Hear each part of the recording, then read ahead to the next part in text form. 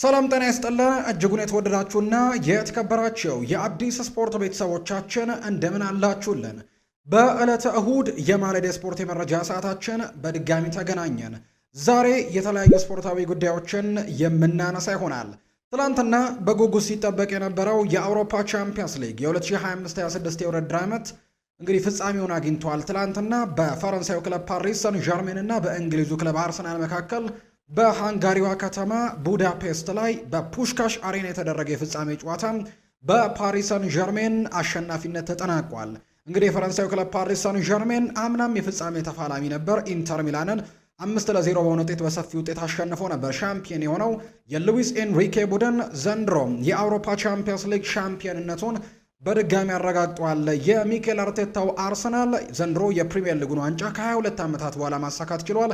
የአውሮፓ ቻምፒየንስ ሊግን የፍጻሜ ደርሶ ሳይሳካለት ቀርቷል። ዘንድሮ እንግዲህ ለሁለተኛ ጊዜ ለፍጻሜ ደርሶ ሳይሳካለት የቀረበት መርሃ ግብር ሆኗል። ከትላንትናው የፈረንሳይ ክለብ ፓሪስ ሰን ዠርሜን የአውሮፓ ቻምፒየንስ ሊግ ድል ጋር አያይዘን በጣም በርከት ያሉ ስፖርታዊ ጉዳዮችን ዛሬ ወደ እናንተ የምናደርስ ይሆናል። ከዛ ውጭ ግን ክለቦችን የተመለከቱ ማንቸስተር ዩናይትድን፣ አርሰናልን፣ ቼልሲን፣ ሊቨርፑልን፣ ሪያል ማድሪድን፣ ባርሰሎናን ጨምሮ ሌሎችም የአውሮፓ ታላላቅ ክለቦችን የተመለከቱ እጅግ በርከት ያሉ ስፖርታዊ ጉዳዮችን እናነሳለን። የትናንትናውን የፍጻሜ ጨዋታ እንዴት ተመለከታችሁት? ሀሳብ አስተያየቶቻችሁን ኮሜንት ቦክስ ላይ ልታጋሩን ትችላላችሁ። በተለይ ስምና አድራሻችሁን እየጠቀሳችሁ የምታሰፍሩልን ከሆነ እኛም ኮሜንቶቻችሁን ወደ እናንተ መልሰን እናደርሳለን። እስከ ፕሮግራማችን ፍጻሜ አብራችሁኝ ቆዩ። ፏድ ባህሩ የዛሬውን ፕሮግራም እየመራው ከእናንተ ጋር ቆይታን አደርጋለሁ። ከመሸጋገሪያ በኋላ እንገናኛለን። አብራችሁኝ ቆዩ።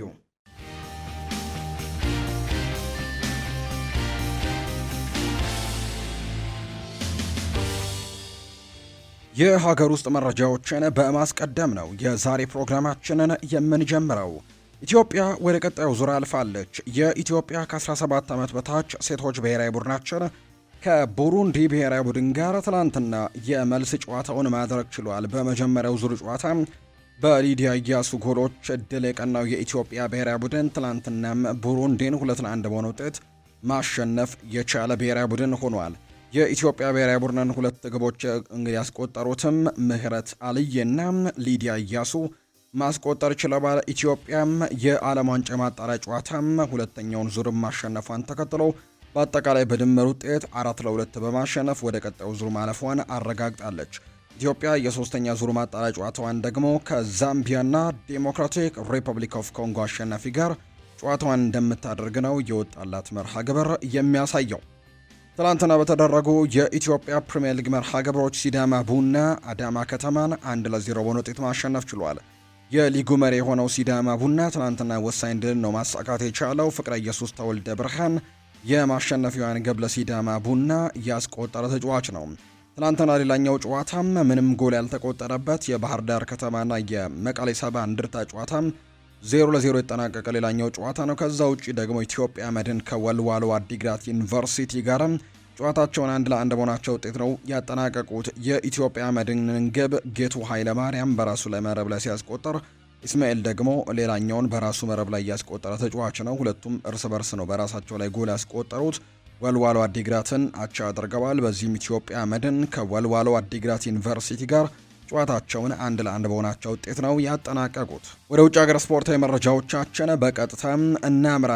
የተወዳጁ የአውሮፓ ቻምፒየንስ ሊግ የ2025-26 የውድድር ዓመት ትላንትና ተደርጎ ተጠናቋል። በርካቶች በጉጉት ሲጠብቁት የነበረ ጨዋታ ነው። ትላንትና ምሽት በሃንጋሪ በቡዳፔስት ከተማ ፑሽካሽ አሬና ላይ ጨዋታው የተደረገው በርካቶች በጣም በጉጉት የሚጠብቁት ጨዋታ ነበር የትላንትናው ጨዋታ። ምክንያቱም አርሰናል ከበርካታ ዓመታት በኋላ በድጋሚ ለፍጻሜ የደረሰበት እንደነበርና እንዲሁ በርካቶችም የአርሰናል ደጋፊዎች በሀገራችን በርከት ያሉ ደጋፊዎች የአርሰናል ደጋፊዎች መኖራቸውን ተከትሎ የትላንትናው ጨዋታ በጉጉት እንዲጠበቅ አድርጎታል። አርሰናል ከ18 አካባቢ ዓመታት በኋላ ነው ትላንትና በድጋሚ ለፍጻሜ የደረሰበት ታሪክ ሆኖ የተመዘገበው። በ2006 የነ ቴሪ ዳንኤል ኦንሪ ቡድን በጣም ጥሩ የሚባለው ቡድን ለፍጻሜ ደርሶ እንደነበር እናስታውሳለን። ነገር ግን በባርሰሎና በፍጻሜው ተሸንፈው እንግዲህ ዋንጫውን ማጣታቸው የምናስታውሰው ነው። አርሰናሎች በተለይ የዘንድሮን ደግሞ የተወዳጁ እንግሊዝ ፕሪሚየር ሊግን ማሸነፋቸውን ተከትሎ ያንን የ2006ቱን ውጤት ደግሞ የሚበቀሉበትና እርግጥ ነው ቡድኑ ራሱ አይደለም፣ ነገር ግን ውጤቱን ግን ቀልብሰው ዋንጫን ለመጀመሪያ ጊዜ የአውሮፓ ቻምፒየንስ ሊግን ለማሸነፍ የሚታገሉበት ጨዋታ እንደሆነ በርካቶች ሲያነሱ ነበር። በአንጻሩ የሉዊስ ኤንሪኬ ቡድን ዘንድሮ አስደናቂ ቡድን መሆኑን እንግዲህ በመጣባቸው መንገዶች ላይ አሳይቶናል። እርግጥ ነው በምድብ ጨዋታዎች ላይ ትንሽ ደከም ያለውን ፓሪስ ሰን ዠርሜንን ነበር የተመለከትነው፣ ልክ እንደ አምናው ዋንጫን እንዳሸነፈው ፓሪስ ሰን ዠርሜን ሁሉ። ነገር ግን ልክ ወደ ጥሎ ማለፍ ውድድሮች ከገባ በኋላ ግን ማንነቱን በትክክል እያሳየ የመጣ ቡድን እንደሆነ ነው የተመለከትነው። ፓሪስ ሰን ዠርሜን የሚያገኛቸው ቡድኖች ላይ በጣም በርከት ያሉ ግቦችን የሚያስቆጥር የማጥቃት እግር ኳስን የሚያቀነቅን ከዛ ውጭ ደግሞ መከላከል በሚያስፈልገው ሰዓት ላይም እንዴት መከላከል እንደሚቻል ጭምር በትክክል የሚያሳይ ቡድን ሆኖ ደግሞ ተመልክተነዋል የዘንድሮን የሉዊስ ኤንሪኬውን ፓሪስ ሳን ዠርሜን። ትናንትናም በፍጻሜው ጨዋታ ላይ አሰልጣኝ ሉዊስ ኤንሪኬ ከአምናው የፍጻሜ ተፋላሚ ቡድናቸው የቀየሩት የአንድ ተጫዋች ለውጥም ብቻ ነው። እሱም ወደ ማንቸስተር ሲቲ ያመራው ጂያንሉጂ ዶናሩማ በዛ ቦታ ላይ የለም እንጂ ሌሎቹ ተጫዋቾች አምና በፍጻሜው ላይ የተመለከትናቸው እያንዳንዱ ተጫዋች ትላንትናም በሜዳ ላይ ተመልክተናቸዋልና ምን ያክል አብሮ የቆየ ቡድን እንደሆነ በርካቶች ያነሳሉና በጣም ድንቅ የሆነ ትላንትና እንቅስቃሴውን ጭምር ነው ፓሪስ ሳን ዠርሜኖች ማሳየት የቻሉት። በአጠቃላይ በጉጉት ሲጠበቅ የነበረ ጨዋታ ትላንትና ምሽት ተደርጓል። ዓለም በጉጉት የጠበቀው ጨዋታ ምሽት 1 ሰዓት ላይ ነው የተደረገው። 1 ሰዓት የተደረገበት ደግሞ ለየት ያለ ምክንያት ያለው ከዚህ በፊት የአውሮፓ ቻምፒየንስ ሊግ የፍጻሜ ጨዋታ ምሽት 1 ሰዓት ላይ ተደርጎ አይታወቅም። ትላንትና ግን የአውሮፓ እግር ኳስ ማህበር ጨዋታውን ወደ 1 ሰዓት ለማምጣት ሙከራዎችን አድርጓል። እንደ ምክንያትነት የሚነሳው በርከት ያሉ ሰዎች ጨዋታውን ለመከታተል እንዲመቻቸው በማድረግ እንደሆነ ጭምር የተነገረው። የአውሮፓ ቻምፒየንስ ሊግ የዘንድሮ የፍጻሜ ጨዋታ ዘንድሮ ከወትሮው ለየት ባለ መልኩ በ3 ሰዓታት ቀድሞ እንዲደረግ ነው የተደረገው። ፍጻሜው ከዚህ በፊት በኢትዮጵያ ሰዓት አቆጣጠር 3 ሰዓትና ወይ ደግሞ 4 ሰዓት አካባቢ ሲደረግ ነው የምናስታውሰው። ዕለተ ቅዳሜ ላይ ነበር ሌላ ጊዜም የሚደረግ የፍጻሜ ጨዋታ። ነገር ግን የትላንትናውን ጨዋታ ግን ምሽት 1 ሰዓት ላይ እንዲደረግ ነው የተደረገው። የአውሮፓ እግር ኳስ ማህበር የሰዓት ማሻሻያ ያደረገውን ፍጻሜው ለተመልካቾቹ ምቹ ለማድረግ መሆኑን ጭምር የተነገረው። የጨዋታው ሰዓት መቀነሱ ደጋፊዎች በቀላሉ ጨዋታውን ለመታደም መጓዝ እንዲችሉ እንደሚረዳቸው ጭምር የተነገረው። በተጨማሪም በቴሌቪዥንና በበይነ መረብም በርካታ ሰዎች እንደሚከታተሉት መታሰቡን ተዘግቦ ነው ይህ ጨዋታ ቀደም እንዲል እንደተደረገ መረጃዎቹ እየወጡ የሚገኙት። በተጨማሪም ታዳጊዎችም ጨዋታውን እንዲመለከቱት ለነሱም ምቹ ሰዓት ለማመቻቸት መሞከራቸውን ጭምር ገልጸዋል። ከጨዋታው በኋላ ደጋፊዎች ደስታቸውን የሚገልጹበት ጊዜ ካገኙም ለውድድሩ አዘጋጅም እንዲሁ ደግሞ ከተማን በተጨማሪ የኢኮኖሚ ጥቅምንም እንደሚያስገኝ ጭምር ተነግሯል። ምሽት ላይ ቢሆን ኖሮ ምናልባት እንግዲህ ቶሎ ደግሞ ሰለብሬት የሚያደርጉበትን ሰዓት ማግኘት አይችሉም ነበር ደጋፊዎች፣ ወይም ደግሞ በጣም እየመሸባቸው ስለሚሄድ ቶሎ ወደ ቦታዎቻቸው እንደሚመለሱ ይታወቃል። ነገር ግን ቀደም ብሎ መደረጉ ግን በደንብ ሰለብሬት እንዲያደርጉ ያደርጋቸዋል። ከዛ ውጪ አካባቢውም ለምሳሌ ያዘጋጀችው ሃንጋሪ ቡዳፔስትም ከተማዋ እንዲያድግም ትልቅ አስተዋጽኦ እንደሚያበረክት ጭምር በመታመኑ ነው የጨዋታው መርሃ ግብር ዝቅ የተደረገው። የአውሮፓ ቻምፒየንስ ሊግ ፍጻሜ መርሃ ግብር ሲቀየር ይህ የመጀመሪያው አለመሆኑ ሲነገር 2010 ላይም የፍጻሜው ከቅዳሜ ወደ ረቡዕ ተወስዶ እንደነበር እናስታውሳለን። ወይም ቅዳሜ ቀን የሚደረገው የአውሮፓ ቻምፒየንስ ሊግ ጨዋታ ረቡዕ ተደርጎ ይታወቃል 2010 ላይ። ዘንድሮ ግን የሰዓት ብቻ ለውጥ ብቻ ነው የተደረገበት። በርካቶች በጉጉት የጠበቁት ጨዋታ በፓሪስ ሳን ዠርሜን እና በአርሰናል መካከል የነበረው ጨዋታ እንግዲህ በእንደዚህ አይነት ጉዳዮች ታጅቦ ነው ትላንትና ጅማሮን ያደረገው። በርካቶች በአርሰናል በኩል የሚጠብቁት አንድ ተጫዋች ነበር፣ ዩሪየን ቲምበር። በትላንትናው ጨዋታ ላይ በቋሚ አስተላለፉ ይመለሳሉ የሚሉ ጥያቄዎች ለአሰልጣኝ ሚኬል አርቴታ ቀደም ብሎም በትልቁ ሲጠበቁ የነበሩ ጥያቄዎች ናቸው። ምክንያቱም የፓሪስ ሳን ዠርሜን ዘንድሮ ጥንካሬን ከተመለከትን በማጥቃቱ ረገድ እጅግ በጣም ፈጣን የሆኑ በተለይ ትራንዚሽናቸው በጣም ፈጣን የሆነ ከመከላከል ወደ ማጥቃት በአንድ ቅጽበት ሊመጡ እንደሚችሉ ይታወቃልና በዛ ቦታ ላይ ክሪስቲያን ሞስኩዌራን መጠቀም ሪስክ ሊኖረው እንደሚችል በርካቶች ሲያነሱ ነበር። በተለይ ክቪቻ ክቫራትስኬሊያ በጣም ቆንጆ የሆነ የውድድር ዓመትን እያሳለፈ ከመሆኑ ጋር በተያያዘ በርካቶች ጥርጣሬ ነበራቸውና ነገር ግን አሰልጣኝ ሚኬል አርቴታ ግን እንዲሁ ከጉዳት እንደመመለሱ መጠን ትናንትና በተጠባባቂ ወንበር አድርገው ነው ይህንን ጨዋታም እንግዲህ የጀመሩት። ዩሪየን ቲምበርም በቋሚ አስተላለፍ ውስጥ ማካተትን አልመረጡም፣ ተጠባባቂ አድርገው ነበር የጀመሩት። ያው የተለመደውን አስተላለፍ ግን በአብዛኛው ተመልክተናል። ዳቪድ ራያን በግብ ጠባቂነት አሰልፈዋል። ክሪስቲያን ሞስኩዌራን ከዊሊያም ሳሊባ፣ ጋብርኤል ማጋሌሽ እና ፒየሮ ሂንካፒየ ጋር ከዛ ውጪም ዴክላን ራይስ እና ሉዊስ ስኬሊም ነበር በትላንትናው ጨዋታ ላይ። በተለይ ባለፉት በመጨረሻዎቹ የፕሪሚየር ሊግ ጨዋታዎች ላይ ለአርሰናል የሰጠውን መረጋጋትና ለቡድኑ የሰጠውን አስተዋጽኦ በመመልከት ትላንትና አሰልጣኝ ሚኬል አርቴታ ሉዊስ ስኬሊን በቋሚ አስተላለፍ ውስጥ አካቶታል። ቡካዮ ሳካ፣ ማርቲን ኦዴጋርድ፣ ሊያንድሮ ትሮሳርድ እና ካይ ሃቨርትስን በቋሚ አስተላለፍ ውስጥ መካተትን ምርጫው አድርጓል። የፓሪስ ሰን ዠርሜን ግን እንግዲህ አይደለም ዘንድሮ ከአምናው እንኳን የፍጻሜ ጨዋታ እንዳልኳቸው ግብ ጠባቂውን ሴፋኖቭን ብቻ ነው ቀይረው ያስገቡት። ሌሎቹ ተጫዋቾች አምና በፍጻሜው ጨዋታ ላይ የነበሩትና እንግዲህ ፓሪስ ሰን ዠርሜን ስንል የምንገምተውን አይነት የተጫዋቾች ጥምረትን ወይም ደግሞ የተጫዋቾች አስተላለፍን ነው ትናንትና አሰልጣኝ ሉዊስ ኤንሪኬ ወደ ሜዳም ይዘው የገቡት። ፓሪስ ሰን ዠርሜን በተከታታይ ለሁለተኛ ዓመትም የአውሮፓ ሻምፒዮን መሆናቸውን ትናንትና አረጋግጠዋል። አርሰናል ደግሞ የአውሮፓ ቻምፒየንስ ሊግን ለማሸነፍ የነበራቸውን እድል ለመጀመሪያ ጊዜም የአውሮፓ ቻምፒየንስ ሊግን ለማሸነፍ የነበራቸው እድል ትላንትና ሳይሳካ ቀርተዋል። የፈረንሳዩ ክለብ ፓሪስ ሰን ዠርሜን ለተከታታይ ሁለተኛ ዓመት የአውሮፓ ሻምፒዮን መሆኑን ያረጋገጠበት ምሽት ሆኖ ነው የትላንትናው ጨዋታ የተጠናቀቀው። መደበኛው የጨዋታ ክፍለ ጊዜም 1-1 ነው የተጠናቀቀው። ካይ ሃቨርትስ ጨዋታው በጀመረ 6 ደቂቃዎች ውስጥ ነበር ኳስና መረብን ማገናኘት የቻለው። ነገር ግን ረጅም ደቂቃዎችን ፈልገዋል ፓሪስ ሰን ዠርሜኖች የአቻነቷን ጎል ለማስቆጠር። በተለይ አርሰናል ቀድሞ ማስቆጠሩን ተከትሎ በጣም ጠንካራ የመከላከል ክፍል እንዳለው ይታወቃልና ያንን ነገር በትክክል ለማሳየት ሙከራዎችን አድርጓል።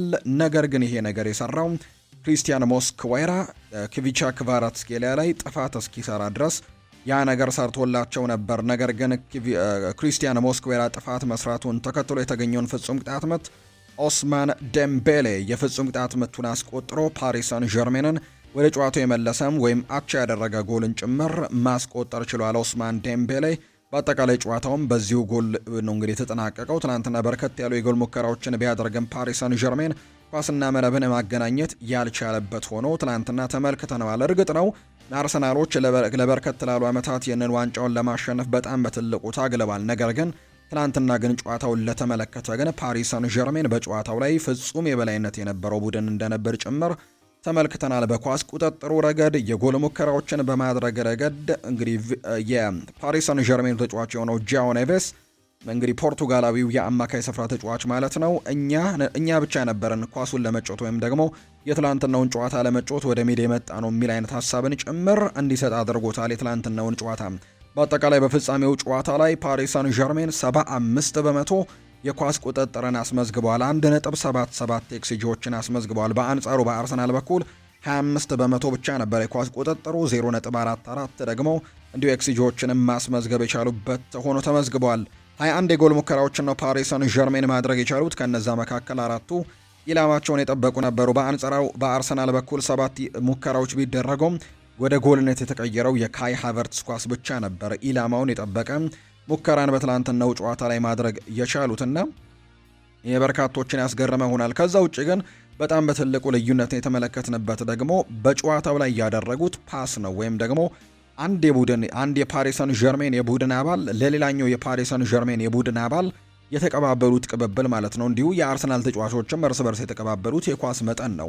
ፓሪስ ሰን ዠርሜን በትላንትናው ጨዋታ ላይ 887 እርስ በርስ ቅብብሎችን አድርገዋል። ከነዚህ መካከል 91 በመቶ ስኬታማ ነበር ወይም ለትክክለኛ የቡድን አጋራቸው የደረሱ ኳሶች ነበሩ። 806ቱ ፓሶች በትክክል ለራሳቸው የቡድን አጋሮች የደረሱ ኳሶች ነበሩ ወይም 91 በመቶ ፓስ አኪዩሬሲ ነበራቸው። በአንጻሩ በአርሰናል በኩል 285 የኳስ ቅብብሎችን ብቻ ነው የተደረገው። ከነዛ መካከል ደግሞ 69 በመቶ ብቻ ነበር ስኬታማ የነበረውና ትላንትና በርከት ያሉ በቁጥሮች ረገድ ፓሪስ ሰን ዠርሜን ጨዋታው ላይ የተሻለ አቋምን እንዳሳየን የተመለከት ነው። እንግዲህ በአጠቃላይ ወደ ፍጹም ቅጣት ምት አመርተው በአርሰናል በኩል ኤብሪቼ ኢዜና ጋብሪኤል ማጋሌሽ የፍጹም ቅጣት ምቶችን አምክነው፣ እንዲሁ በፓሪስ ሰን ዠርሜን በኩል ደግሞ ኑኖ ሜንዴሽ የፍጹም ቅጣት ምቱን አምክነዋል። ነገር ግን በአጠቃላይ ፓሪስ ሰን ዠርሜን ድል ማድረግ ችሏል። በትላንትናው ጨዋታ ላይ እንግዲህ ጋብሪኤል ማጋሌሽ የፍጹም ቅጣት ምት አምክነዋል። ይሄ የውድድር ዓመት ለአርሰናል እጅግ አስደሳች የውድድር ዓመት እንደነበር ማንም መካድ አይችልም። ምክንያቱም በ22 ዓመታት በኋላ የተወዳጁ የእንግሊዝ ፕሪምየር ሊግን ዋንጫ ማሳካት የቻሉበት የውድድር ዓመት ነውና ምናልባት የትላንትናውን ጨዋታ አሸንፈው የአውሮፓ ሻምፒየን ቢሆኑ ኖሮ ወይ ደስታቸውን ከዚህ በላይ እጥፍ ድርብ ያደርግላቸው ነበር። ነገር ግን አሁንም ቢሆን የተወዳጁ የእንግሊዝ ፕሪምየር ሊግን ማሸነፋቸው ለአርሰናል ከረጅም ዓመታት በኋላ ዋንጫ መጡበት የውድድር ዓመት እንደመሆኑ መጠን የትላንትና ውጤት የተወሰነ ደብዘዝ ሊያደርገው ይችል ይሆናል እንጂ ለአርሰናል በጣም ጥሩ የሚባል የውድድር ዓመት እንደሆነ መናገር ምንም ጥርጥር የለውም። ምክንያቱም አንድ ዋንጫን አሸንፏል። ፕሪሚየር ሊጉን 2 ፋይናሊስት ነበሩ። የካራባኦ ካፕ የፍጻሜ ተፋላሚ ነበሩ። በሲቲ ዋንጫውን ተነጥቀዋል። ትላንትና ደግሞ የአውሮፓ ሻምፒዮንነትን ለፓሪስ ሳን ዠርሜን አሳልፈው ሰጥተዋል። ጥሩ የነበረውን የውድድር ዓመት ካሳለፉ በጣም የአርሰናል እንግዲህ ጥሩ ተጫዋቾች መካከል አንደኛው ጋብሪኤል ማጋሌሽ ነበር። ነገር ግን ትናንትና በፍጻሜው ጨዋታ ላይ የፍጹም ቅጣት ምቱን ካበከኑ ተጫዋቾች መካከል አንደኛው ነው። እኔ በግሌ እሱ ባይስተው ወይም ደግሞ በጣም ጥሩ የውድድር ዓመትን ከማሳለፉ ጋር በተያያዘ የመጨረሻው ደግሞ ኪክ ነበርና ወይም ደግሞ 5ኛው ምት ነበር፣ እሱ አምክኖታልና እንግዲህ በጥሩ በነበረው የውድድር ዓመቱ ላይ ግን የመጨረሻው አጨራረሱ ጥሩ ሳይሆን ያጠናቀቀበትን ሆኖ ትናንትና ተመልክተነዋል። በአጠቃላይ በፍጻሜው ጨዋታ ላይ ሁለቱ ኤዜና እንዲሁ ጋብሪኤል ማጋሌሽ ያመከኗቸው ፍጹም ቅጣት ምቶች ናቸው ፓሪስ ሳን ዠርሜንን ሙሉ በሙሉ የዋንጫው ባለቤት እንዲሆኑ ያደረጋቸው። እንዳልኳችሁ ግን ጨዋታውን ለተመለከተ ሰው ፓሪስ ሳን ዠርሜን የትላንትናውን ጨዋታ ማሸነፍ የሚገባው አይነት ውጤት ነው ትላንትና ማስመዝገብ የቻለው። ትላንትና ከሚጠበቁ ነገሮች መካከል በተለይ ሁለቱ ቡድኖች ያላቸው የእርስ በርስ የጨዋታ መንገድ በርካቶች እንግዲህ የሚያውቁት ጉዳይ ነው። ፓሪስ ሰን ዠርሜን በማጥቃቱ ረገድ በጣም ጠንካራ እንደሆነ ይታወቃል። ከዛ ውጭ አርሰናል በመከላከሉ ረገድ ጠንካራ የውድድር ዓመትን ያሳለፉበት ነው። አርሰናሎች እንግዲህ ትላንትናም ቢሆን በፍጹም ቅጣት ምት በመለያ ምቶች ተሸነፈ እንጂ በመደበኛ የጨዋታ ክፍለ ጊዜ ላይ ሽንፈት አልገጠመው ነበር። በአጠቃላይ በዚህ የውድድር ዓመት በአውሮፓ ቻምፒየንስ ሊግ ሽንፈት ሳይገጥመው ነበር እስከ ትላንትና መጓዝ የቻለው። ነገር ግን ሽንፈት ያልገጠመው አርሰናል ትላንትና ዋንጫ ማሳካት ያልቻለበት ውጤት ሆኖ ነው የተመዘገበው። በአጠቃላይ ሊጋቸውን በበላይነት ያጠናቀቁት አርሰናል እና ፓሪስ ሳን ዠርሜን የቻምፒየንስ ሊግ አሸናፊ ለመሆን ትላንትና ተፋልመዋል። በአጠቃላይ እንግዲህ በርካቶች የሚጠብቋቸው ቁጥሮች ነበሩ። አርሰናል በታሪክ የመጀመሪያውን የቻምፒየንስ ሊግ ዋንጫን ለማንሳት እንዲሁም ፓሪስ ሳን ዠርሜን ደግሞ ሪያል ማድሪድ በተከታታይ ያሳካውን ክብር በድጋሚ የነሱን ሪከርድ ለመጋራት ነው ትላንትና ጨዋታቸውን ያደረጉት። አሰልጣኝ ሉዊስ ኤንሪኬ ቡድናቸው በተለይ በኳስ ቁጥጥር የበላይ የሆነ በርካታ ጎሎችን የሚያስቆጥር አይነት ቡድንን ሰርተው ነው እንግዲህ ሲያስመለክቱን የነበረው። አሰልጣኝ ሚኬል አርቴታ በአንጻሩ ተጭኖ የሚጫወት ቡድን በአካል ብቃቱ ተጋጣሚ የሚበልጥ በመከላከል ረገድም የተሻለው አርሰናልን በዚህ ውድድር ዓመት አስመልክተውናል። በተለይ 9 ጨዋታዎች ግብ አልተቆጠረባቸውም በዚህ ውድድር ዓመት በአውሮፓ ቻምፒየንስ ሊግ። ከዛ ውጭ ደግሞ ምንም ጨዋታ አልተሸነፉም ነበር። ከዛ ውጭ 6 ጎል ብቻ ነበር የተቆጠረባቸው በአጠቃላይ በዘንድሮ የአውሮፓ ቻምፒየንስ ሊግ የውድድር ዓመት። ነገር ግን ፓሪስ ሳን ዠርሜን ደግሞ 44 ጎሎችን ያስቆጠረም ድንቅ የማጥቃት ክፍል ያለው ቡድን እንደነበር ተመልክተናል። እንዲሁ ደግሞ መከላከል በሚያስፈልግ ሰዓትም በጣም ጠንካራ መከላከል እንዳለውና 5 ጨዋታዎች ላይ ምንም አይነት ግብ ሳይቆጠርበት የወጣ ቡድን እንደሆነ ጭምር ተመልክተን ነበርና በአርሰናሎች በውድድር ዓመቱ በአውሮፓ ቻምፒየንስ ሊግ ጠንካራ የመከላከል ክፍል ካላቸው ቡድኖች ቀዳሚዎቹ እንደሆነ ቢታወቅም ትላንትና ግን እጅ ሰጥተዋል። በተለይ የአሰልጣኝ ሉዊስ ኤንሪኬ ቡድን ደግሞ ለእንግሊዝ ቡድኖች እጅግ ርህራሄ የሌለው ቡድን እንደሆነ ጭምር ነው እያሳየን የሚገኘው። የእንግሊዝ ቡድኖችን በተለያዩ ጨዋታዎች ላይ እንዲህ ውጤቶችን በደንብ ሲያስመዘግብባቸው ተመልክተናል። ለምሳሌ ያክል ሊቨርፑልን 2 ጊዜ አሸንፎታል። አስተን ቪላን፣ ማንቸስተር ሲቲን፣ ቼልሲን፣ አርሰናልን ጭምር አሸንፈው የነበረበትን እናስታውሳለን። ሊቨርፑልን አምናም ዘንድሮም ከውድድር ውጭ ያደረገው ፓሪስ ሰን ዠርሜን ነው። አስተን ቪላን አምና ከውድድር ውጭ አድርጎት የነበረው እንዲሁም ፓሪስ ሰን ዠርሜን እንደነበር እናስታውሳለን። ማንቸስተር ሲቲንም አሸንፈውታል። ቼልሲን በዚህ የውድድር ዓመት ከአውሮፓ ቻምፒየንስ ሊግ 8-2 በደርሶ መልስ አሸንፈው ያስወጡት እንዲሁ ፓሪስ ሰን ዠርሜኖች ነበሩ። አርሰናልና አምና ከውድድር ያስወጣው እንዲሁ ፓሪስ ሰን ዠርሜን ነበር። ዘንድሮም ከዋንጫው ጋር ከመገናኘት እንቅፋት የሆነበትም እንዲሁ ፓሪስ ሰን ዠርሜን እንደሆነ ተመልክተናልና በጣም በርከት ያሉ እንግዲህ ነገሮችን ነው የእንግሊዝ ክለቦች ላይ ፓሪስ ሰን ዠርሜን እያደረገ የሚገኘው። የእንግሊዝ ክለቦች ፕሪሚየር ሊግና ቻምፒየንስ ሊግን በአንድ ዓመት እንግዲህ ሲያሳኩ መመልከት ብዙም የተለመደ አይደለም። አርሰናል ምናልባት ያንን እድል በድጋሚ ለማሳካት እድሉን አግኝቶ ነበር። ምክንያቱም የዘንድሮ የፕሪሚየር ሊግ አሸናፊ እንደሆነ ይታወቃልና ያንን ነገር የማሳካት እድሉ ነበር ወይም ታሪክ የመስራት እድሉ ነበረው። ከዚህ በፊት ያሳኩ ቡድኖች ያሉ እርግጥ ነው። የእንግሊዝ ክለብ በአንድ ዓመት የፕሪሚየር ሊጉንና የቻምፒየንስ ሊጉን ያሸነፉበት ውጤት የተመዘገበው 5 ጊዜ ብቻ ነው። ነገር ግን 3 ክለቦች ናቸው ይህንን ነገር ያደረጉት። ሁለቱንም ዋንጫዎች በአንድ ዓመት አንድ ላይ ማሳካት የቻሉት 3 የፕሪሚየር ሊግ ክለቦች ብቻ ናቸው። ማንቸስተር ሲቲ፣ ማንቸስተር ዩናይትድ እና ሊቨርፑል። እነዚህ 3 ክለቦች ይህንን ነገር ማድረግ ችለዋል። አርሰናልም የነሱን ስብስብ ሊቀላቀል የሚችልበት እድሉን ሳይጠቀምበት ቀርቷል። ማንቸስተር ሲቲ በቅርቡ 2022-23 ላይ ያደርጎታል። ከዛ ውጭ ማንቸስተር ዩናይትድ በሁለት አጋጣሚዎች ይህንን ነገር ማድረግ ችሏል። 2007-2008 ደብል ቻምፒየን እንደነበር እናስታውሳለን ፕሪሚየር ሊግ እና ቻምፒየንስ ሊግ።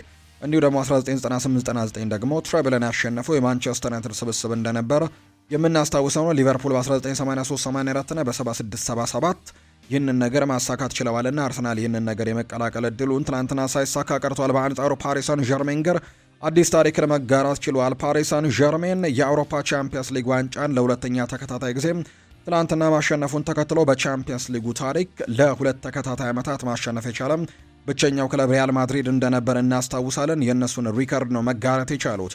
እርግጥ ነው ሎስ ብላንኮቹ በነ ክሪስቲያኖ ሮናልዶ እየተመሩ ከ2016 እስከ 2018 ሶስት ተከታታይ የውድድር ዓመት ላይ ይህንን ዋንጫ ማሳካታቸውን እናስታውሳለን። ፓሪስ ሰን ዠርሜን ግን ትናንትና ማሸነፉን ተከትሎ ይህንን ነገር አሳክቷል። እንግዲህ ዴዚሬ ድዌ ጥያቄ ቀርቦለት ነበር። ለሁለተኛ ጊዜ አድርጋችሁት እንግዲህ ከሪያል ማድሪድ ጋር መጋራት ችላችኋል የሚል ጥያቄ ቀርቦለት ነበር። አዎ ከሪያል ማድሪድ ጋር ይህንን ሪከርድ መጋራት እጅግ የማይታመንና እጅግ አስደናቂ ነው ሲልም ጭምር ነው የተናገረው። ቡድናችን በጣም ወጣት የሚባል አይነት ስብስብ ነውና በሚቀጥለው የውድድር ዓመትም በድጋሚ ይህንን ነገር ለማድረግ እድሉ ይኖረናልና ለሶስተኛ ተከታታይ ጊዜ ለማድረግም እንሞክራለን ሲልም ጭምር ነው ዴዚሬ ድዌ ትላንትና ጥያቄ ቀርቦለት የተናገረው። ውድድሩ ግን የአውሮፓ ካፕ በሚባልበት ዘመን ግን ሌሎች ክለቦችም ይህንን ነገር አሳክተውት ያውቃሉ። ኖቲንግሃም ፎረስት፣ ኤሲ ሚላን፣ ባየር ሚኒክ፣ አያክስ አምስተርዳም እና ኢንተር ሚላንም በተከታታይ ሁለት ጊዜ ያሸነፉ ናቸው። ነገር ግን በአዲስ መልኩ ከተቋቋመ በኋላ ግን ሪያል ማድሪድ እና ትናንትና ደግሞ ፓሪስ ሰን ዠርሜን ይህንን ነገር ማድረግ የቻሉ ቡድኖች መሆናቸውን ነው የተመለከት ነው። በአጠቃላይ በትናንትናው የፍጻሜ ጨዋታ አርሰናል መጥፎ የሚባሉ ሪከርዶችን አስመዝግቧል። ለምሳሌ ያክል በቻምፒየንስ ሊግ ፍጻሜ ባለፉት 22 ዓመታት ዝቅተኛ የኳስ ቁጥጥርን ያስመዘገበ ቡድን ሆኗል። 2003-2004 ነበር ይህንን ነገር የተመዘገበው ለመጨረሻ ጊዜ። ትናንትና ዝቅተኛ የኳስ ቁጥጥርን በማስመዝገብ አርሰናል መጥፎ የሚባል ሪከርድን ያስመዘገበው በቻምፒየንስ ሊግ ፍጻሜ ከ5 ዓመታት በኋላ ዝቅተኛ ኢላማውን የጠበቀ ሙከራ ያደረገ ቡድን ሆኗል። አንድ ኢላማውን የጠበቀ ሙከራ ነው በትናንትናው ጨዋታ ላይ ያደረገው። በቻምፒየንስ ሊግ ፍጻሜ ዝቅተኛ ኤክስጂ በማስመዝገብም ከ2023 በኋላ ዝቅተኛ ኤክስጂ ሆኗል። የትናንትናው 0.44 ያስመዘገበው በቻምፒየንስ ሊግ ፍጻሜ ዝቅተኛ ሙከራ በማድረግም ከ2022 በኋላ ከሰባቱ ሙከራው የትላንትና 7 ሙከራዎች ናቸው ያደረጉትና ከዛ በኋላ እንግዲህ ዝቅተኛው ሙከራ እንደሆነ ጭምር ነው መረጃዎች የሚያሳዩት። በአጠቃላይ የሉዊስ ኤንሪኬው ቡድን ፓሪስ ሳን ዠርሜን ትላንትና ሻምፒዮን መሆኑን አረጋግጧል። ለሉዊስ ኤንሪኬ ግን በርካቶች እጅግ አድናቆታቸውን እየቸሩት ይገኛሉ። ድንቅ አሰልጣኝ መሆኑን ትናንትና ማስመስክሯል። ከዛ ውጭ ግን መደነቅ የሚገባው የፓሪስ ሳን ዠርሜን እንዲሁ የአማካይ ስፍራ ተጫዋቾች በተለይ ፖርቱጋላዊያኑ ሁለቱ ተጫዋቾች ቪተኒሃና እንዲሁ ዣኦ ኔቬስ ድንቅ መሆናቸውን ትናንትና ማስመስክረዋል። በተለይ ደግሞ ታዳጊ ከመሆናቸውን ጋር በተያዘ በተለይ ዣኦ ኔቬስ ታዳጊ የሚባል ተጫዋች ነውና ለሚቀጥሉት የውድድር ዓመታትም እንዲሁ በትልቁ መጫወት የሚችል አይነት ተጫዋች እንደሆነ ትናንትና ማስመስክሯል። የጨዋታው ኮከብ የነበረው ደግሞ ቪታኒሃ ነበረ። ኳሱን በመቆጣጠር ረገድ በአማካይ ስፍራው ላይ የበላይነትን እንዲወስዱ በትልቁ ገዛን አድርጎላቸዋል። የነ ክቪቻ ክቫራትስኬሊያና ኦስማን ዴምቤሌ ግን ከጉዳት ጋር እየታገሉ ነበር። ትላንትና ጨዋታቸውንም ሲያደርጉ እንደነበር የተመለከት ነው። በተለይ ኦስማን ዴምቤሌ ወደ መጨረሻው አካባቢ ጉዳቱ አላጫወት ብሎትም ከሜዳ ሲወጣ ጭምር የተመለከትንበት አጋጣሚ እንደነበር የምናስታውሰው ነው። በአጠቃላይ ፓሪስ ሳን ዠርሜን ጨዋታውን 2-1 በማሸነፍ የአውሮፓ ሻምፒዮን መሆናቸውን ያረጋገጡበት ውጤት ነው የተመዘገበው። ፓሪስ ሳን ዠርሜን ለሁለተኛ ተከታታይ ጊዜ ይህንን ማሸነፍ ችሏል። ከጨዋታው በኋላ በጣም በርከት ያሉ ሰዎች ከጨዋታው ጋር አያይዘው ሀሳባቸውን ሰጥተዋል። ለምሳሌ ያክል ቴሪ ዳንኤል ኦንሪ የቀድሞ የአርሰናል ተጫዋች ይናገራል። 2006 ላይ በባርሴሎና ዋንጫውን ሲቀሙ በቡድን ውስጥ ከነበሩት ተጫዋቾች መካከል አንደኛው ነው ቴሪ ዳንኤል ኦንሪና ትላንትና አርሰናል ዋንጫውን እንደሚያሸንፍ ግምት ሰጥቶ እንደነበር ይታወሳል። ነገር ግን ሳይሳካለት ቀርቷል። ይሄ ውድቀት አይደለም ብሏል ቴሪ ዳንኤል ኦንሪ ሲናገር። የቀድሞ ፈረንሳዊ ታሪካዊ ተጫዋች ቴሪ ዳንኤል ኦንሪ አርሰናል ዘንድሮ ጥሩ የሚባል የውድድር ዘመን ማሳለፉን በይፋ ይናገራል። አርሰናል ቻምፒየንስ ሊጉን ማሸነፍ ይገባው ነበር ሲልም ጭምር ነው እንዲሁ የተናገረው። ቻምፒየንስ ሊጉን ማጣቱ ግን ውድቀት አይደለም ሲል ቴሪ ዳንኤል ኦንሪ ይናገራል። አክሎም የዘንድሮ የውድድር ዓመት ለአርሰናል ምርጡ የውድድር ዓመት ነው ሲልም ነው አስቴቱን የሰጠው። ሌላኛው ሀሳቡን የሰጠው ደግሞ ዴክላን ራይስ ነው። ያለ ጋብሪኤል ማጋሌሽ እና ያለ ኤቢሪቼ ኢዜ ሊጉን ማሸነፍ አንችልም ነበር ሲል ነው ራይስ የተናገረው። በተለይ እነዚህ ተጫዋቾች ትላንትና የፍጹም ቅጣት ምቱን ማምከናቸውን ተከትሎ ለእነዚህ ተጫዋቾች ድጋፍ ነው ሀሳቡን የሰጠው። የአርሰናሉ አማካይ የሆነው ዴክላን ራይስ መለያ ምቱን ለሳቱት ጋብሪኤል ማጋሌሽ እና ኤቢሪቼ ኢዜ ያለውን ድጋፍ በይፋ ገልጿል። ራይስ በሰጠው አስተያየትም ያለ ጋብሪኤል ማጋሌሽ እና ያለ ኤቢሪቼ ኢዜ በእርግጠኝነት ሊጉን አናሸንፍም ነበር ሲል የተናገረው። በጋራ አሸንፈናል፣ የተሸነፍነውም በጋራ ነው ሲል ዴክላን ራይስ ይናገራል። በቡድኑ ኮርቻ ያለው በዚህ ዓመት አስደናቂ ጉዞ ነበረን ሲልም ጭምር ነው የተናገረው። በተለይ ትላንትና የፍጹም ቅጣት ምቱን ባመከነበት አጋጣሚ ጋብሪኤል ማጋሌሽ የመጨረሻው እንደነበር የምናስታውሰው ጉዳይ ነውና እንግዲህ የቡድኑ አባል የነበረው ወይም ደግሞ የብራዚል ብሔራዊ ቡድን አጋሩ እና የፓሪስ ሰን ዠርሜኑ አምበል የሆነው ማርኪኒዮስ ትናንትና ሴሌብሬሽኑን ትቶ ወይም ደግሞ የዋንጫ ድሉን ትቶ እሱን ሲያበረታታና ሲያነቃቃው እንደነበር ጭምር ተመልክተናልና በርካቶችንም ልብ የነካ አጋጣሚ ጭምር እንደነበር ነው ትናንትና የተመለከትነው። ሚኬል አርቴታ ይናገራል። ፍጹም ቅጣት ምት ተከልክለናል ብሏል። ትናንትና በጨዋታው ላይ ትልቅ ኢንሲደንት ከነበሩት ጉዳዮች አንደኛው በጨዋታው አጋጣሚ ላይ ኖኒ ማንዱዌኬ ላይ የተሰራው ጥፋት በርካቶችን እያነጋገረ ይገኛል። ዳኛው የፍጹም ቅጣት ምት አያሰጥም ብለዋል። ነገር ግን ሚኬል አርቴታ ግን ፍጹም ቅጣት ምት በግልጽ ተከልክለናል ሲል ነው ሚኬል አርቴታ የተናገረው። የሰሜን ለንደኑ ክለብ አርሰናል አሰልጣኝ ሚኬል አርቴታ በጨዋታው የነበረውን ዳኝነት ተችቶታል። ኖኒ ማንዱዌኬ ላይ የተሰራው ጥፋት ለኛ ፍጹም ቅጣት ምት ነበር ያለው ሚኬል አርቴታ ዳኛው መሳሳቱንም በይፋ ይናገራል። ዳኛው ለነሱ ፍጹም ቅጣት ምት ለመስጠት ወስኖ ለኛ ግን የተለየ ውሳኔን ሰጥቶናል ሲል ነው ሚኬል አርቴታም የወቀሰው። ምን እየተሰማቸው እንደሆነ ሲጠየቅም ህመም እየተሰማኝ ነው ሲል ነው ሚኬል አርቴታ የተናገረው። ፓሪስ ሰን ዠርሜን እና ሉዊስ ኤንሪኬ እንኳን ደስ አላችሁ ለማለትም እወዳለሁ ሲልም ጭምር ነው ሚኬል አርቴታ እንዲሁ ጨምሮ የተናገረው። ነገር ግን የፍጹም ቅጣት ምት በግልጽ ተከልክለናል ሲልም ጭምር ነው የተናገረው። ነገሮች እንደጠበቅነው አልሄዱልንም። ለፓሪስ ሰን ዠርሜን ፍጹም ቅጣት ምት ተሰጥቷል። ነገር ግን ለማንዱዌኬ ምንም ፍጹም ቅጣት ምት አልተሰጠውም። ከዚያም በፔናልቲ እድላችንን አተናል ሲልም ጭምር ነው ሚኬል አርቴታም እንዲሁ ጨምሮ የሚናገረው። ከዛ ውጭ ግን ፓሪስ ሰን ዠርሜን እና ሉዊስ ኤንሪኬን እንኳን ደስ አላችሁ ማለት ፈልጋለሁ ሲልም ጭምር ነው የተናገረው። እነሱ በዓለም ላይ ምርጥ ቡድን ናቸው። የኔ አስተያየት ይህ ነው። ኳሱን ይዘውና ያለ ኳስም የሚያደርጉት ነገር እጅግ አስደናቂ ነበር ሲል ነው ሚኬል አርቴታ የተናገረው። ለተጫዋቾቹና ለቡድኑ አባላት የነገርኳቸው ነገር 1 ሚሊዮን ጊዜም አመሰግናለሁ የሚል ቃል ነበር። ነገር ግን አሁንም በበቂ ሁኔታ አልገለጽኩትም። አብረን የኖርንባቸው ደስታዎች ወይም የደስታ ጊዜያችን ከምንም ነገር በላይ ልዩ ናቸውና ለዚህም አመሰግናችኋለሁ ሲል ነው ሚኬል አርቴታ ለቡድን አጋሮቹ መልእክቱን እንዳስተላለፈም ትናንትና የተመለከት ነው። ዴክላን ራይስም እንዲሁ ከጨዋታ በኋላ ሀሳቡን ሰጥቷል። ከጨዋታ በኋላ ሲናገር ያለንን ሁሉ ሰጥተናል። በጨዋታው ላይ ማንም ሰው ማዘን የለበትም። አንድ ላይ እናሸንፋለን፣ ስንሸነፍም በጋራ ነው ሲል ነው ዴክላን ራይስ የተናገረው። እንግዲህ በእነዚህ ወንድሞች ልጆች በጣም ኮርቻ ያለው እንዴት ያለ የውድድር ዘመንን ያሳለፍ ነው። አስደናቂ ነበር። ስለ ሁሉም ሰው በበቂ ሁኔታ መናገር አልችልም። በግልጽ ደንግጫ ያለው ነገር ግን በተወሰነ መልኩ ጥሩ ጎኑን ለማሳየትም እየሞከርኩኝ ነው። በቀጣይ ዓመት እንመለሳለን ሲልም ጭምር ነው ዴክላን ራይስ የተናገረው። ማርቲን ኦዴጋርድ የቡድኑ ካፕቴን ሲናገርም ትልቁ ምስልን ለማየት መሞከር አለብን ሲልም ጭምር የተናገረው። ድንቅ የውድድር ዓመትን አሳልፈናል። ስለዚህ ያንን ድንቅ ምስል ደግሞ ማሳየት ብቻ ያስፈልገናል ሲልም ጭምር ነው የተናገረው አምበሉ ማርቲን ኦዴጋርድ። ኳስ ለመጫወት የሞከርነው እኛ ብቻ ነበረን ብለዋል። ፖርቱጋላዊው ጃኦ ኔቬስ ነው ይህንን ሀሳብ የሰጠው። የፓሪስ ሰን ዠርሜኑ አማካይ ጃኦ ኔቬስ ቡድናቸው የፍጻሜውን ጨዋታ ማሸነፍ እንደሚገባው ይናገራል።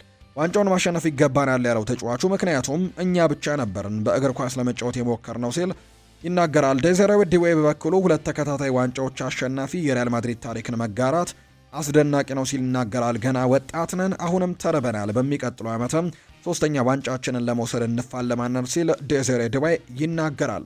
ሌላኛው ሉዊስ ኤንሪኬን የተናገረው ሁለቱም ቡድኖች ማሸነፍ የሚገባቸው ቡድኖች ናቸው ሲል ሉዊስ ኤንሪኬ ይናገራል። የቻምፒየንስ ሊጉ አሸናፊ ፓሪስ ሰን ዠርሜን አሰልጣኝ ሉዊስ ኤንሪኬ ቀጣይ ዓመት 3ኛ ዋንጫውን እንደሚፈልጉ ጭምር ነው የተናገሩት። ምናልባትም ሁለቱም ቡድኖች ማሸነፍ ይገባቸዋል ብዬ አስባለሁ ሲሉ ነው ሉዊስ ኤንሪኬ የተናገሩት። ነገር ግን ዓመቱን ሙሉ ያደረግነው ነገርን ከተመለከተን ቻምፒየንስ ሊጉን ማሸነፍም ይገባናል ሲሉ ይገልጻሉ። በዋንጫ ድሉ ደስተኞች ነን ያሉት ኤንሪኬ ቀጣይ ዓመት ደግሞ 3ኛውን ለማሸነፍም ጥረት እናደርጋለን፣ 4 ዋንጫዎችን ማሸነፍ እችላለሁ ሲሉ ጭምር ነው የተናገሩት አሰልጣኝ ሉዊስ ኤንሪኬ። በአጠቃላይ ከትላንትናው የአውሮፓ ቻምፒየንስ ሊግ ፍጻሜ ጋር በተያያዘ በርካቶች በጉጉት ሲጠብቁት የነበረው ጨዋታ በፓሪስ ሰን ዠርሜን አሸናፊነት የተጠናቀቀ ሆኖ ተመልክተናል። በአጠቃላይ ፓሪስ ሰን ዠርሜን የዘንድሮም የአውሮፓ ሻምፒዮን መሆናቸውን በትላንትናው ዕለት ማረጋገጥ ችለዋል። ከጨዋታው ጋር በተያያዘ እናንተስ ውድ ቤተሰቦቻችን ጨዋታው እንዴት ነበር? ያላችሁን ሀሳብ አስተያየት፣ ስምና አድራሻችሁን እየጠቀሳችሁ ኮሜንት ቦክስ ላይ ልታጋሩን ትችላላችሁ። በተለይ ደጋፊ የነበራችሁ ደግሞ ውጤቱን እንዴት ተመለከታችሁት? ሀሳቦቻችሁን ጻፉልን። እኛም ደግሞ በፕሮግራማችን መጨረሻ መልሰን ወደ እናንተው የምናደርሰው ነው የሚሆነው።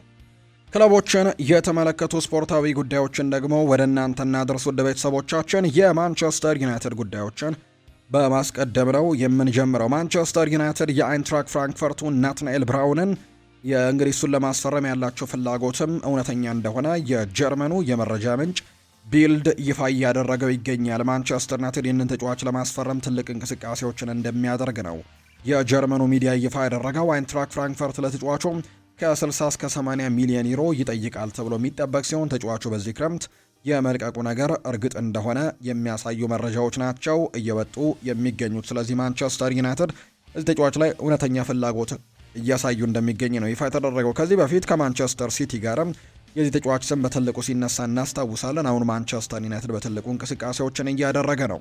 ኒውካስል ዩናይትድ ያረጀ ስብስባቸውን በአዲስ የመተካት እቅዳቸው አካል በማድረግ የቶናሊን ዕጣ ፈንታ በክረምቱ መጀመሪያ ላይ እንዲወሰን ፍላጎቱ አላቸው ተብሏል። ሆኖም ግን አይ ፔፐር የተባለ የመረጃ ምንጭ ይፋ እንዳደረገው ከሆነ ስምምነት የሚፈጸመው በኒውካስል ዩናይትድ ቅድመ ሁኔታዎች ላይ ብቻ ተመስርቶ እንደሆነ ነው የተነገረው። የተጫዋቹ ፈላጊ ክለቦች ፍላጎታቸውን ቀደም ብለው ማሳወቅና ኒውካስል የጠየቀውን ወደ 100 ሚሊዮን ፓውንድ የሚጠጋ የዝውውር ሂሳብን ማሟላት እንዳለባቸው ይፋ ተደርጓል። ይህ ካልሆነ ግን ቶናሊ በክለቡ እንደሚቆይ ሲጠቆም ማክፓይሶቹ የመልቀቅ ፍላጎት የሌለው ተጫዋችን በትኩረትና በትጋት በመጫወት የበኩሉን ድርሻ እንደሚወጣ እንደሚያምኑ ነው የተነገረው። ነገር ግን ተጫዋቹ መልቀቅ የሚፈልግ ከሆነ ግን የሚመጡት ጥያቄዎችን በትክክል ለማጤን ግን ኒውካስል ዩናይትዶች ዝግጁ ናቸው። ማንቸስተር ዩናይትድ ይህንን ተጫዋች ለማስፈረም ትልቅ እንቅስቃሴዎችን ያደርጋል ተብሎ ይታሰባል። ከዛ ውጭ አርሰናልም ባለፈው የጥር ተጫዋቾች የዝውውር መስኮት ጀምሮ እንግዲህ ስሙ ሲነሳ እንደነበር እናስታውሳለን እና እነዚህ ሁለት ክለቦች ይህንን ተጫዋች ለማስፈረም ትልቅ እንቅስቃሴዎችን ያደርጋሉ ተብሎ ይጠበቃል። ማንቸስተር ዩናይትድም የአማካይ ስፍራውን በደንብ ለመገንባት ሙከራዎችን እያደረጉ ነውና የሳንድሮ ቶናሊን ፈላጊ ከሆኑት ክለቦች መካከል ግንባር ቀደምቶቹ ናቸው ማንቸስተር ዩናይትድ። ማንቸስተር ኢቭኒንግ ኒውስ የተባለው ጋዜጣም መረጃውን ይፋ እንዳደረገው ከሆነ ማርከስ ራሽፎርድ ወደ ማንቸስተር ዩናይትድ መመለስ አይፈልግም ተብሏል።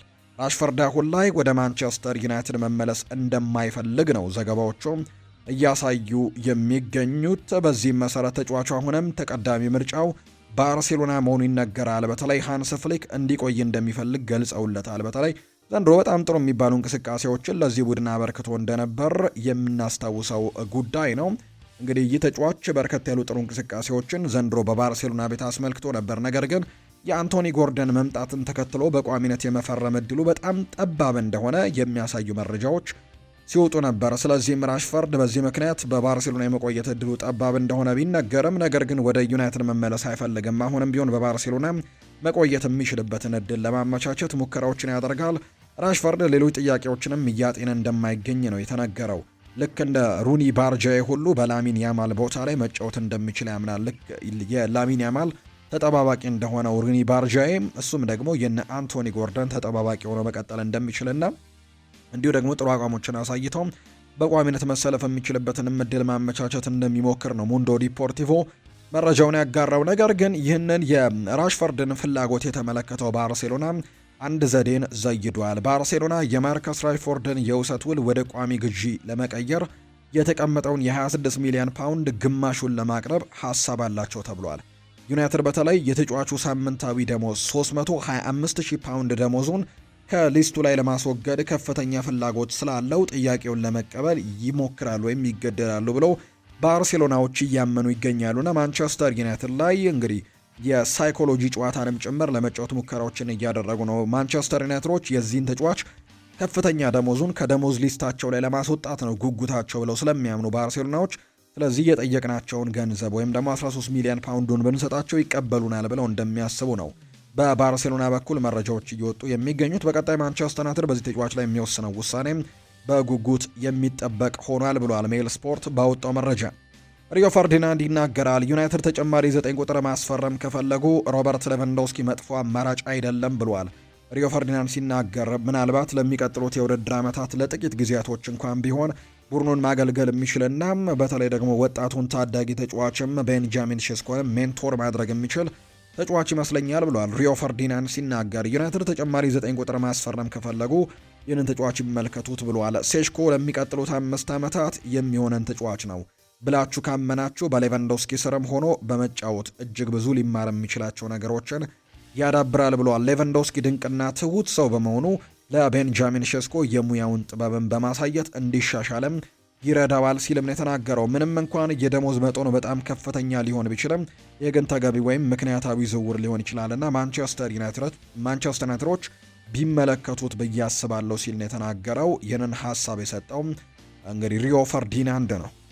የሊቨርፑል መረጃዎችን ወደ እናንተ እናደርስ። ሊቨርፑል በይፋም ከአሰልጣኙ ጋር ተለያይቷል። የመርሲሳይዱ ክለብ ሊቨርፑል አሰልጣኝ አርነ ስሎት ከኃላፊነት መሰናበታቸውን በይፋም አስታውቀዋል። ሊቨርፑል አሰልጣኙ ያለፉትን የውድድር ዓመታት ከፈተሸ በኋላ በጋራ ስምምነት ለመለየት እንደወሰኑ ይፋ አድርገዋል። ጥሩ ያልሆነ ዓመትን ያሳለፈው ሊቨርፑል ከሻምፒዮኑ አርሰናል በ25 ነጥቦች ርቆ አምስተኛ ደረጃን በመያዝ ነው ማጠናቀቁ የሚታወሰው ጉዳይ። ሊቨርፑል በውድድር ዘመኑ በፕሪሚየር ሊጉ 12 ጨዋታዎችንም መሸነፉን እናስታውሳለን። አሰልጣኝ አርነ ስሎት በሊቨርፑል አሰልጣኝነት ቆይታቸው ለክለቡ አንድ የፕሪሚየር ሊግ ዋንጫን አሸንፈዋል። የመጀመሪያ ውድድር ዓመታቸውን በዋንጫ ማጠናቀቃቸው ይታወሳል። በተለይ በየርገን ክሎፕ እንግዲህ ከተኩት በኋላ የርገን ክሎፕን ተክተው ከገቡ በኋላ ለሊቨርፑል ምናልባት አስቸጋሪ የውድድር ዓመት ይሆናል ብለው በርካቶች ሲሰጉ የነበረበት የውድድር ዓመትን ነው አሰልጣኝ አርነ ስሎት በዋንጫ ያጠናቀቁት። በአርሰናልና በማንቸስተር ሲቲ መካከል የነበረውንም ፉክክር ሰብሮ በመግባት ዋንጫውን ማምጣት ችለው ነበር። ነገር ግን በሁለተኛው የውድድር ዓመታቸው ግን የሚጠበቀውን ያክል ነገር ለሊቨርፑል ማሳየት አልቻሉም።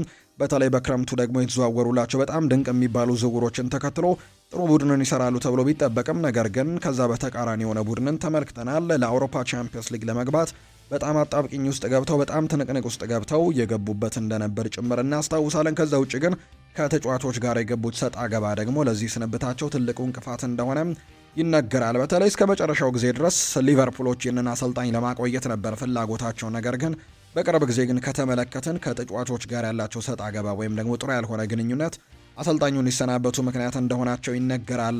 በተለይ አንድ ፖስትን ሙሐመድ ሳላ በቅርቡ ፖስቱ እንደነበር ይታወሳል።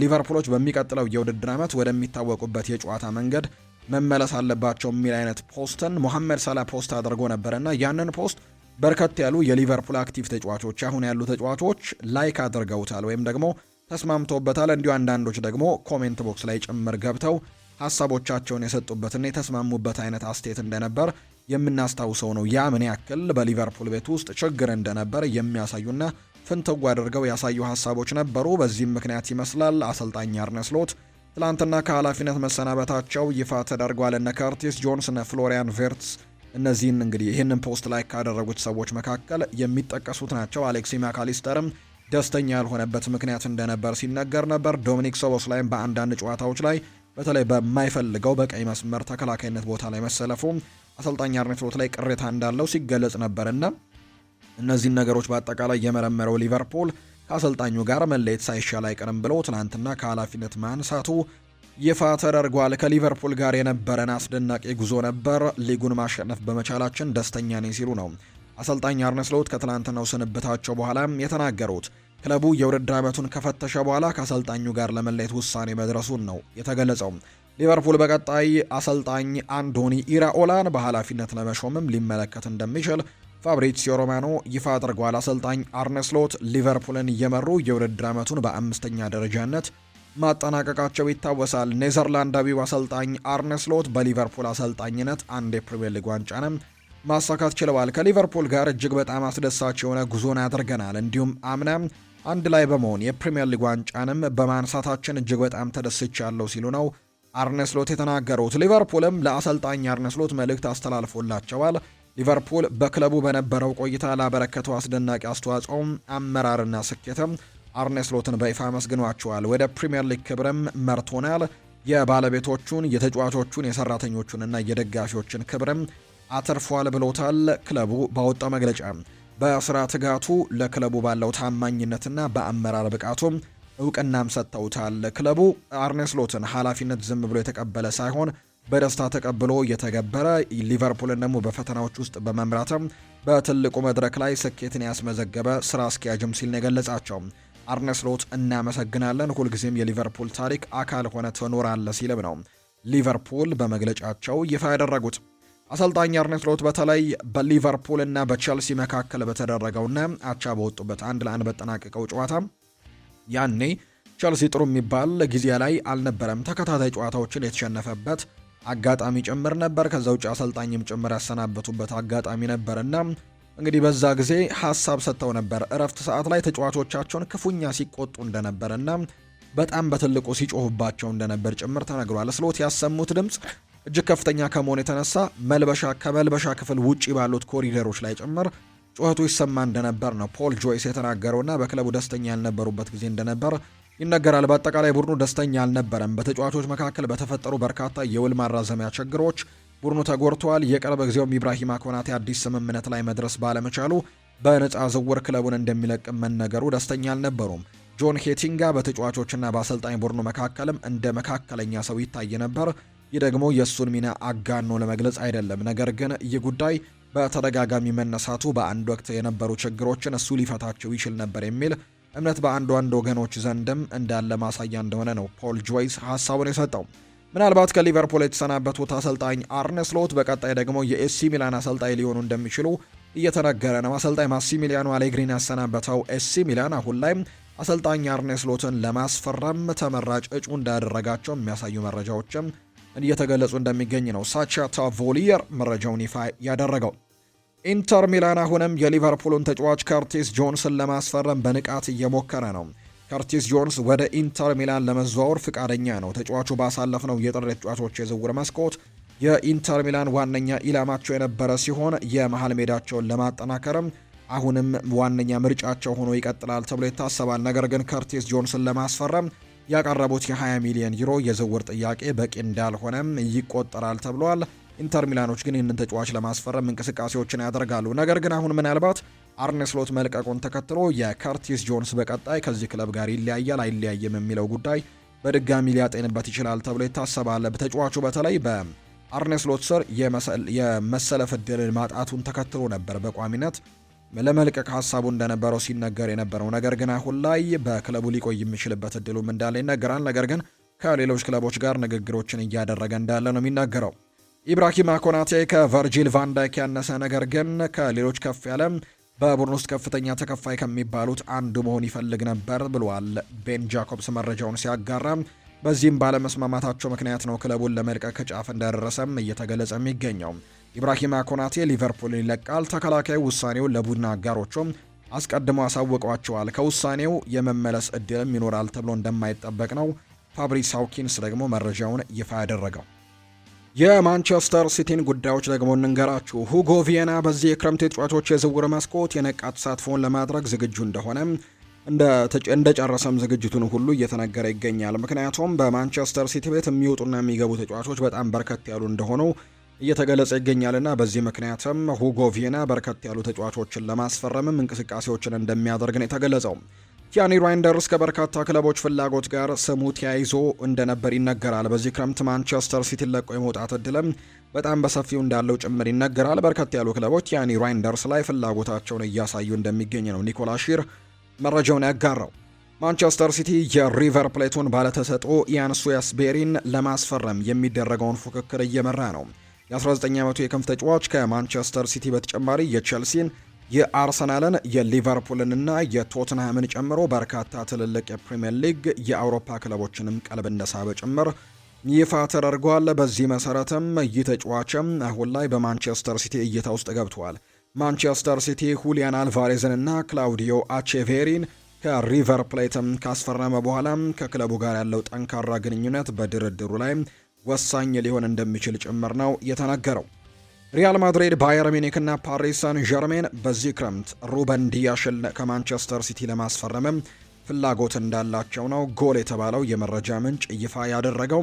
ስለዚህም ሩበን ዲያስን ለማስፈረም ሪያል ማድሪድ፣ ባየር ሚኒክ እና ፓሪስ ሳን ዠርሜን በትልቁ እንቅስቃሴዎችን ያደርጋሉ። በተለይ የአሰልጣኝ ፔፕ ጓርዲዮላ መልቀቅን ተከትሎ ለመልቀቅ ፍላጎት ካላቸው ተጫዋቾች መካከል አንደኛው እንደሆነ በተደጋጋሚ እየተገለጸ ይገኛል። ሩበን ዲያስ ኢንተር ሚላን በዚህ ክረምት የሲቲውን የመሃል ተከላካይ ሩበን ዲያስን ለማዘዋወርም እንዲሁ እያሰቡ ከሚገኙ ክለቦች መካከል የሚጠቀሰው ሌላኛው ቡድን ነው። ኤንዞ ማሬስካ የቡድኑን ቅርጽ እንደገና እንደሚያስተካክል ስለሚጠበቅ የ29 ዓመቱ ተጫዋች ካሁን በኋላ የማይነካ እንደሆነ አይቆጠርም እና ማንቸስተር ሲቲ ተስማሚ ዋና ካገኘ ለመወየትና ተጫዋቹን ለመልቀቅም ክፍት ሊሆን የሚችልበት እድሉ እንዳለው የሚያሳዩ መረጃዎች ናቸው አሁን ላይ ይፋ እየተደረጉ እንደሚገኙ የተገለጸው። የሪያል ማድሪድ ጉዳዮችን እናንሳም። ቼልሲ ኤንዞ ፈርናንዴዝን እፈልጋለሁ ብሎ ለሚመጣ ለማንኛውም ክለብ የመሸጫ ዋጋው 120 ሚሊዮን ዩሮ እንደሆነ በይፋ ገልጾላቸዋል። ስለዚህ ሪያል ማድሪድም ያንን ገንዘብ ለመክፈል ምናልባት ፍላጎት ሊያሳይ እንደሚችል ኢኤስፒኤን ይፋ አድርጓል። የኤንዞ ፈርናንዴዝ ወኪሎችም በዚህ ክረምት ወደ ሪያል ማድሪድ የሚያደርገውን ዝውውር ለማጠናቀቅ እየሰሩ ሲሆን የሚቀረው የሪያል ማድሪድ አረንጓዴ መብራት ብቻ ነው። ኤንዞ ከማድሪድ ውጪ የሚመጡ የዝውውር ጥያቄዎችን በሙሉ እንደማይቀበልም ነው ለወኪሎቹ እንደተናገረ ይፋ የተደረገው። ትልቁ ፍላጎቱ ወደ ሪያል ማድሪድ ማምራት ብቻ እንደሆነ የተነገረው።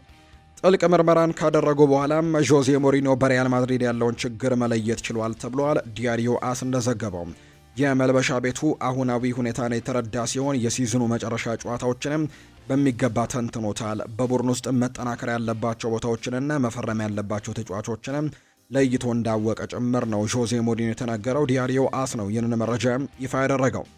ኤንሪክ ሪኬልሜ ፕሬዝዳንት ሆኖ የሚመረጥ ከሆነ የመጀመሪያው ፈራሚ የሚሆነው ሮድሪ እንደሚሆን ነው ይፋ ያደረገው። የሪያል ማድሪድ ፕሬዝዳንት ከሆንኩኝ ሮድሪ ወደ ሪያል ማድሪድ አዘዋውሯለሁ ሲል ነው ኤንሪክ ሪኬልሜ የተናገረው። ሪኬልሜ ቀጥልና ፈርናንዶ ሂሮን በሪያል ማድሪድ ቦርድ ውስጥ ስለመቅጠርም ሲናገር ትልቅ የሪያል ማድሪድ ሌጀንድ ነው፣ እናም ሁሉም ሪያል ማድሪድ እሱን ይወደዋል፣ ስለዚህም መቅጠር እፈልጋለሁ ሲልም ነው ኤንሪክ ሪኬልሜ የተናገረው። ሌላኛው ሉካ ሞድሪች እንዲሁ ደግሞ ካሴሜሮ እንዲሁ ሉካስ ቫስኪዩስ ካሬም ቤንዘማን ጨምሮ ለፍሎሬንቲኖ ፔሬዝ ድጋፍ አላቸው ተብሎ ተጠይቆ ነበር። ፕሬዚዳንት ፍሎሬንቲኖ ፔሬዝ የሌጀንዶችን ድጋፍ ጠይቀዋል። አልተገረምኩም፣ በምርጫ ዘመቻ ወቅትም ድጋፍ መፈለግ የተለመደ ነው ሲል ነው ኤንሪክ ሪኬልሜ ከዚህ ጉዳይ ጋር ከምርጫው ጉዳይ ጋር በተያያዘ ሀሳባቸውን እንደሰጡ የሚያሳዩ መረጃዎች ይፋ የተደረጉት። የተወደዳችሁና የተከበራችሁ ቤተሰቦቻችን ለዛሬ ያዝንላችሁ አዳዲስ ስፖርታዊ ጉዳዮቻችን እነዚህን ነው የሚመስሉት። ስላደመጣችሁን፣ ስለተከታተላችሁን፣ ቆይታችሁን ከኛ ጋርም ስላደረጋችሁ እጅጉን ከልብ አድርገን እናመሰግናለን። ለዛሬ ያዝንላችሁ ፕሮግራም ይህንን ይመስል ነበር። ቆይታችሁን ከኛ ጋር ስላደረጋችሁ ከልብ አድርገን እናመሰግናለን። በቀጣይ ፕሮግራሞቻችን ሌሎች ስፖርታዊ ጉዳዮችን፣ ሌሎች አዳዲስ መረጃዎችን አካተን በድጋሚ ተመልሰን የምንገናኝ ይሆናል።